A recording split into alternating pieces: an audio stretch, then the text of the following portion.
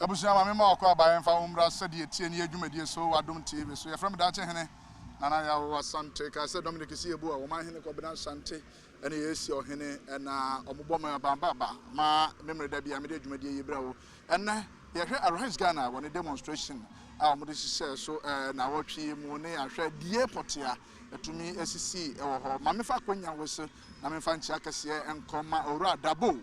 Very fantastic guy. Also, Obua and Mebuno Ahudu was up and I course if you're contomra DC or no or near DC and another Dicaboni in the year 2021 and they Mechechi as Ancofonia. But young for demonstration money and organizers of the demonstration ending common. Mamma can find to just you can buy and police for Mudi kind a buy and show Muduana.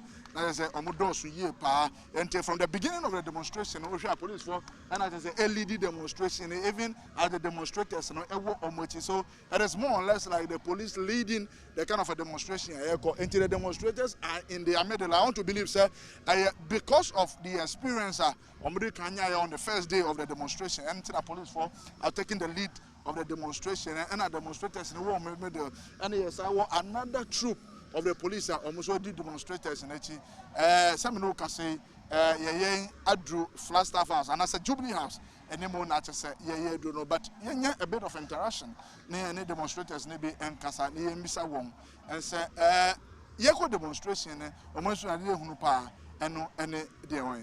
Knowing who you are, non Cabadis, I will be uncovered them, and then I'm out me a Piabonti. The Amami Piano say, and Ra, me who say. Ya manomo omo kasem keke kakre bi a government a kire nanado se ne o man na ye no enye nti onye bibi wo but afi me hwe picture me hwe ne amano hwe na ye hwe omo bu na ye bu omo aye den and me ka say me kai time ayawo Flagstaff occupy Ghana we say occupy Flagstaff for no almost say omo Flagstaff the petition aba. It was a public holiday. But me free me fear material called Flagstaff. Omudru sa restaurant Africoco NASO security reasons small mumba. Me drew Flagstaff me see omu leaders bra. And omu see omu per 6. And I see omu bra. Omu ba no me tie omu. The omu kanye na me da omu asese. The omu ya ne kire se Ghana dobi wo omu mu. Omu per se niama ye yie. And I'm a church, I'm 1 2 1 2 1 2. And I'm a catch home says a problem be our home, which almost the home answer me. They all make a be a Betsy. They are Betsy, I was a home baby, no. Yeah, there. Now, dancing and net. Zanando power. Occupy Flagstaff for almost his yeah. Sarah Safwa jail friend that day. Say, we want to bring 6 instead of 3. Mr. Mumbra. Almost Nagana, she and neck. Oh, Biancasa. Ancrofo ma decide say o mekasa na hwe ne ya hwe mo bu na ya buo mo tear gas ni na Ancrofo ani adai anya bibi kakra no pese o ka kire government say de mo ya na anya say de mo hwe man no so no anya economy no aye chaka aduane enni ho sika enni ho petrol yentumi nto eno na o mo ka kire nanado. It's another Mr. President, His Excellency. Your Excellency, sorry. Now you be about it because Ghana man no omo bre. Yeah, bre. Almost omo bre. Want to me say obi we kasa ma chirewa. Now we say just say what chire no. Akoshe eyi buobi ase se mon kasa. Ya be kasa. So long as God has given us health, He has given us a voice and He has given us, we will continue telling Nanado. Said yo yeah no. And yeah, Nagana for yeah, bread. And my vice and I made no Eddie and Commodore. And also about demonstration. Who have saying? May how they say, maybe I because of any political party being interest. But I mean, a man more now a man more nation, I say, Minia, Ofaka, now makes only mates in Beku. And now me no Casa. National service allowance and buy it. Or more rest for 3 months and buy it.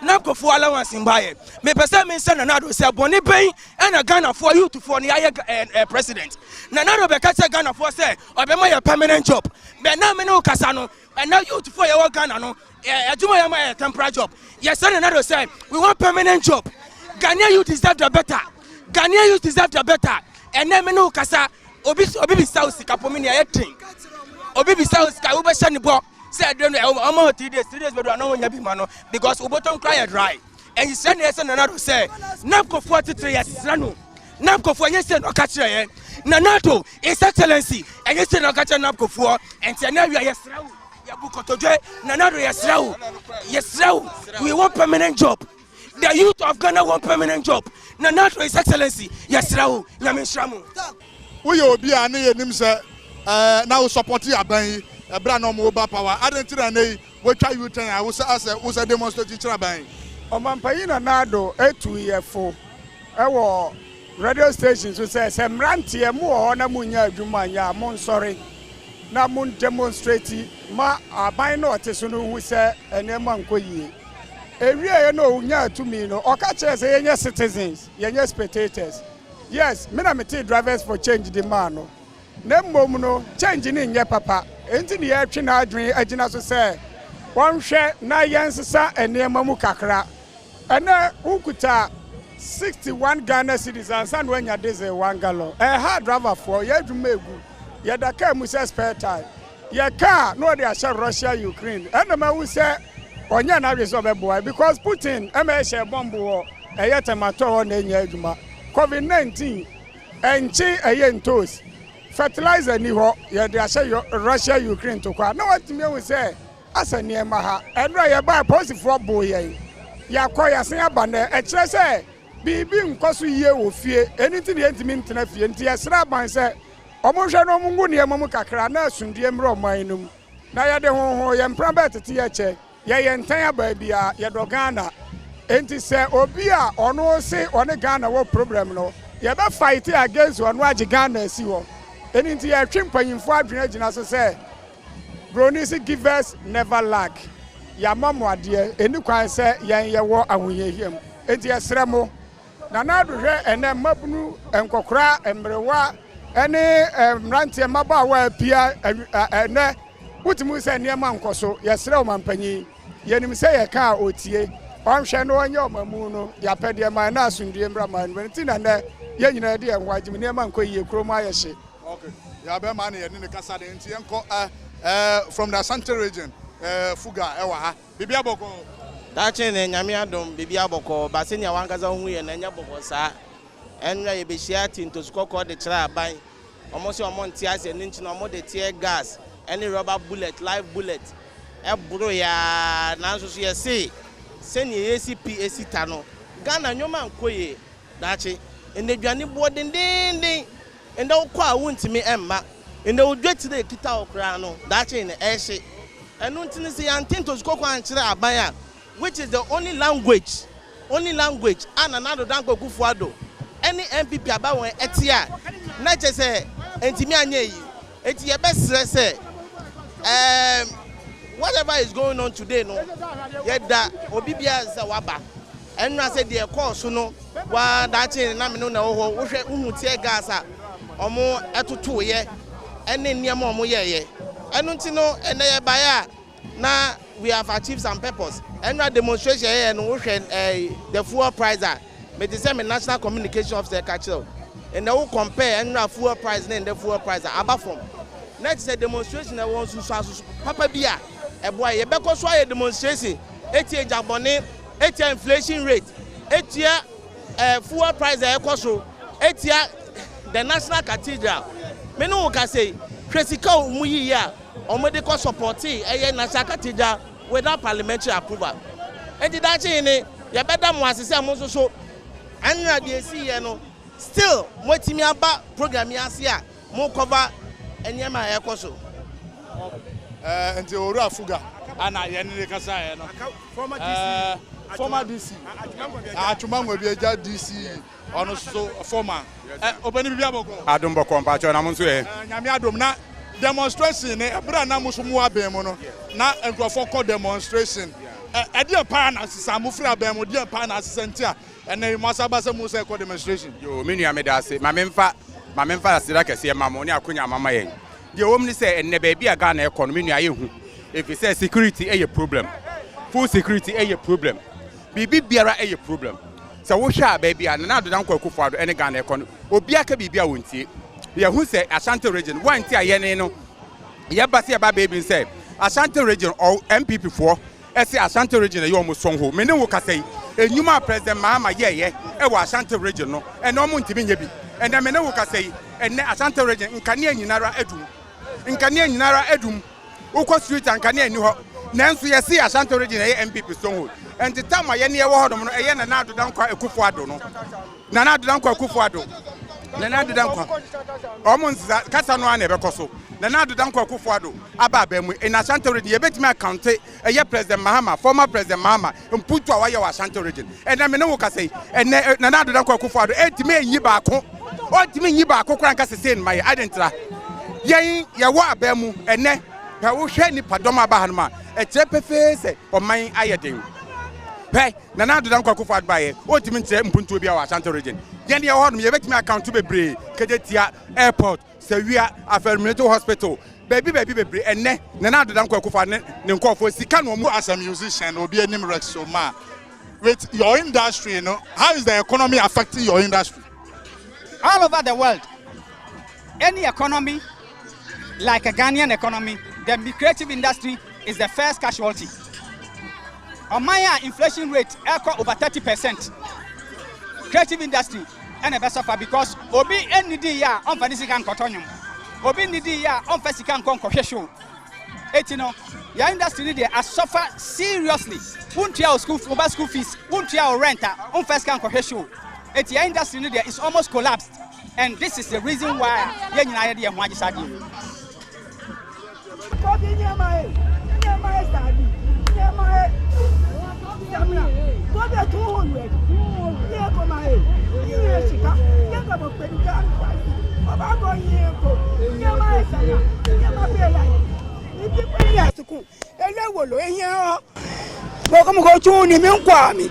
Three months ever, 3 months at the Sukuko, in a cocoa down.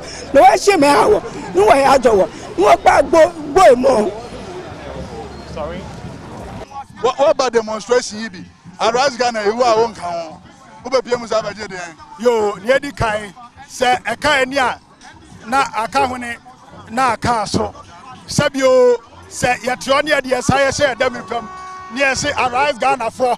Wamu yeni pekobi omunkaya manyoko eti wamu ye demonstration ye fa unjima na sabi oni adane ejimifo yeti adane ejimifo ne se ejimi ni pe e na ose oye de omo ye nka ho so ati ase Ghana asam ne ye nyina asam petrol mi tobi wusu tobi enya arise Ghana for kwa na top petrol enya omu kwa na omu to more enya omu kwa na omu to eburo enya omu kwa na omu to fertilizer enya omu kwa na omu to milo enya omu kwa na omu to gari enya omu kwa na omu to mu Yenina ye tobi sa demonstration we eye Ghana fo nyina asade na ne emare wo ne say no police fo ahu for IGP na wa show mo amomato etuo ene akode agutimambu fo so ebra wo mo so be bia ye to emo no owa no mo to mo be bia to wa ache no owa no mo to wa ache be bia koto gobe owa no mo to gobe omu hu say demonstration na ye no wo mu ti ana ye na wo president Akufo-Addo Tafra staff ho na o se okutupa na uba na obe wura na obe prepare na obe tubo boy na obe tutuo boy na odwe se anu nti no ebe mo yakaya kasabo ase yam a yenye demonstration yen kase yetiri ho se de ebe obetibia yi ati bone de a ene ya oboa ensida eti ena no ya tire se Ghana honhom ne ya Asanto honhom Ghana honhom ne ya Kwame Nkrumah honhom eye honhom a unrelenting honhom a ombre na katuo tibi ma ye jai advocacy na ka yenya independence eti president Akufo-Addo ofa nyesu ehunu onhwe nipa apie ne eno na odwen se entimi mba ene ya kire ne se yegina opinti ne yegina yese enough is enough kroma yese ono ne yedi tumi na ma no won sisa kromu ma ye na kromu enjo on sisa kromu ma ye na ehonjo ewo krom se de ebe ya yekode yekoto ade a ye betimi ato se de ebe betimi atua lorfe se de ebe betimi atua yamba school fees ni ahwe yamba ni yesu enya bi akoya no eno an ye demande sabi o ye demande we a ye demande dodo ye demande dodo we want change We want change in how we manage the economy. We want change in the sensitivity to the plight of the people. We want change in the way we use our limited resources. Oba now be get free ho. Na se bi o ko di to no wanum. Now the kwhwe wabusuafo. Now fa hwe ya bra bom mpuntu a. Enya ade ase yi atimi tra ho ye hwe ha hwe. Ye yes ah. Ye nana no edi akire beba. Any young generation they will not forgive us because they are expecting we the leaders to lead so that they follow. Yes or this your one kwa akwedwane. Eno adwuma ene ye nene yi. Enti de mu ye no mususu se de mu ye de betumi aye the results be result papa betumi apia film. Sabio makasa kwase ape no nsa na adwen. Eti sabio se ye demonstration ni ekoso ye na obi se nsa na adwen na sabio nipa na adwen no na problem kakra wo ho. Ye nim se ekoso ni ye demonstration ye kasa ye omu hu.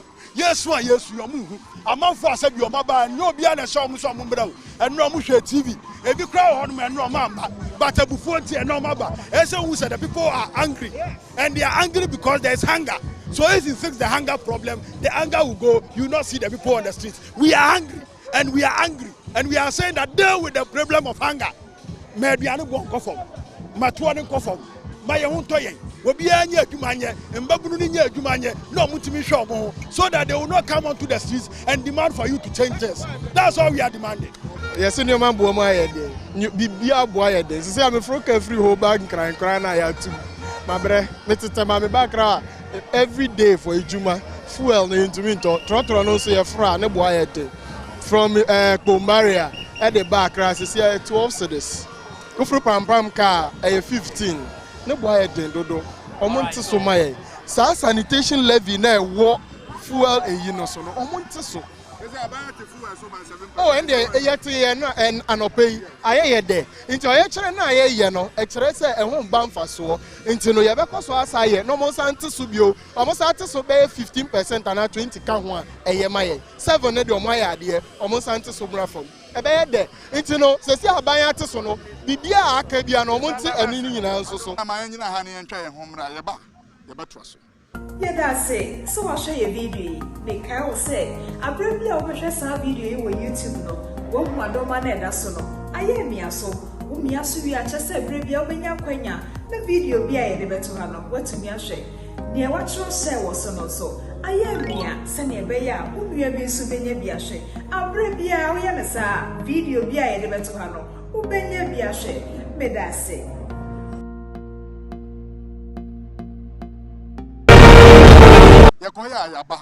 To discussions and answer young commodity and so it is all about the Arise Ghana demonstration with the success. So now the free mobile, you know, say your purpose for boys, opposite for to tear gas near the other. Then Nipa Hudua a software discriminatorily releasing of a tear gas even to lorry stations, normal Hudua account and go for baby now a casa and yadia a tray, yentre, they are a coso.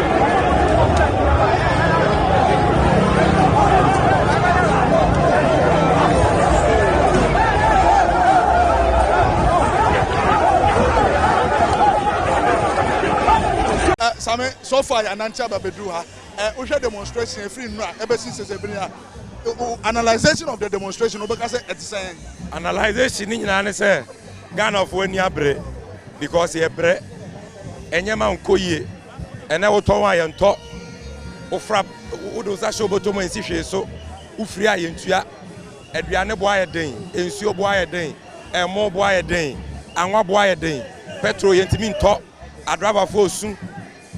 Okada for soon, Kaya you for soon, businesses are suffering obi soon because I buy any tema or the COVID levy at and so, or the E levy at and so, or the baller tax at 2 petrol so.